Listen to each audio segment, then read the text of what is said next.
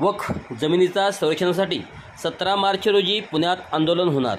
All India Muslim personal law board या वतीने संस्थेच्या वतीने 17 मार्च 2025 रोजी दिल्ली जंतर मंतर या ठिकाणी केंद्र सरकारने जॉईंट पार्लमेंटरी कमिटीच्या वतीने वक्फ बिल संदर्भात जे अहवाल सादर केले आहे या अहवालाचा विरोध करण्यासाठी दिल्ली जंतर मंतर या ठिकाणी all India Muslim personal law बोर्डच्या वतीने सोमवार दिनांक 17 मार्च 2025 रोजी आंदोलन होत आहे।